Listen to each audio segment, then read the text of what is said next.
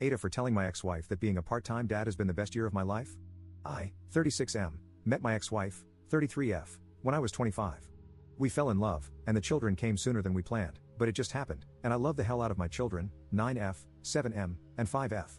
The first few years of our relationship were great, but then it wasn't. Looking back, it wasn't anyone's fault, we just became very different people.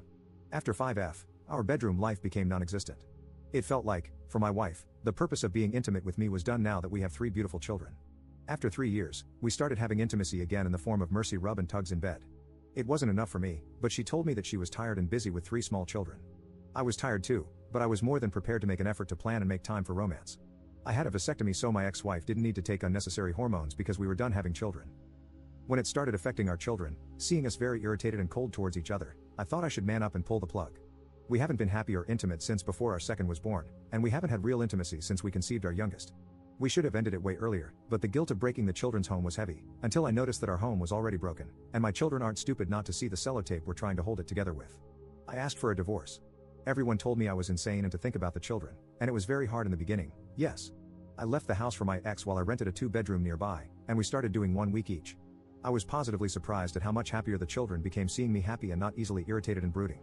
I started seeing my girlfriend, 40F, about a year ago, and what was thought to be a casual, one-time thing, turned out to be the love of my life.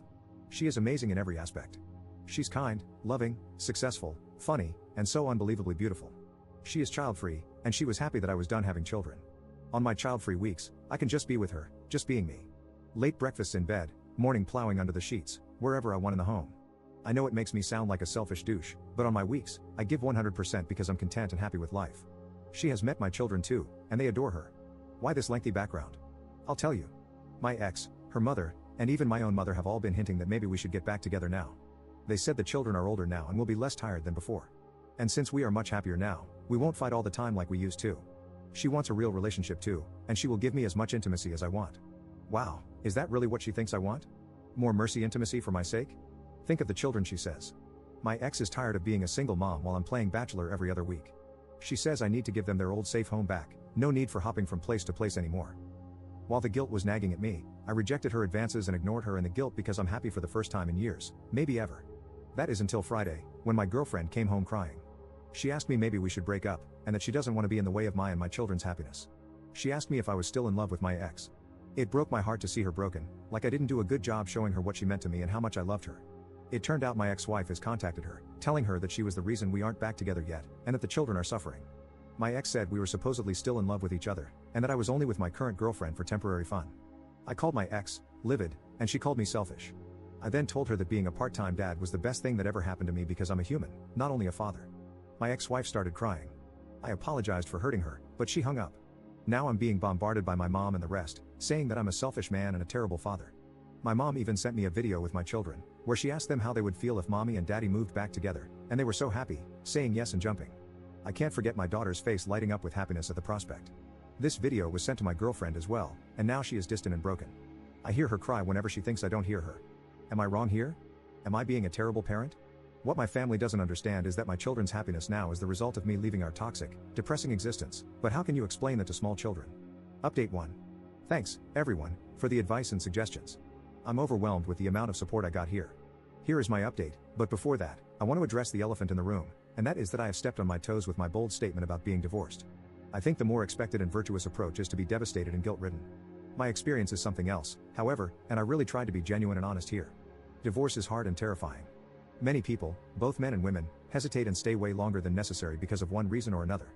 I can't tell all unhappy people to get divorced since I don't know their situation, but for those who can, do it. I was trying to explain what I have discovered, the positive side of having shared custody because only the negative is talked about. I'm sure many divorced people get what I meant by having every other week child-free is awesome. We are humans with feelings. Our love for our children doesn't stop or take a break when they're out of sight. They don't need to be present for us to love and think about them. I will double down and say that being a part-time parent is just awesome, no matter the gender. It is okay to feel that way. You are not a lesser parent for it. I have talked to my mother about what she did. She was very remorseful.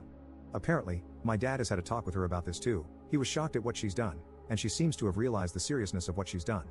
I accepted her apology, but I was firm on my boundaries and made it clear that I didn't want her to be in my children's life for a while, until I've had time to sort out their feelings and talk to them about it. She was reluctant to acknowledge my girlfriend, however, and I made it clear that after the children, she is my priority before myself, and definitely before my mother. So how much she wants to be in my life depends on how much she respects my life and the people I love. I have talked to my ex-wife too. I made it clear that under no circumstances is she ever to contact my girlfriend again. I told her that this was still a new relationship, and any contact is going to be with me. I told her that my girlfriend has nothing to do with my decision to divorce. I have no romantic feelings for her, and I know she doesn't have any feelings for me either. She wants me out of convenience, I don't. She started crying and telling me that I don't get to tell her what she's feeling. I agreed and apologized. I told her then that I will only speak on my behalf. I want us to be friends and to raise our children to be the great people they're on the path to becoming. I don't want them to be used as pawns in this sick game she and the mothers are playing. I will not allow it and will do whatever it takes to protect them. I suggested that we can start family therapy because I needed her to understand the turmoil she and my mother put our children through. I never want that to happen again. She told me that she didn't want my girlfriend to be in their lives yet because she didn't know her. Fair enough, but I reminded her that our agreement is that when a relationship is serious, that's when we introduce our new partners to our children.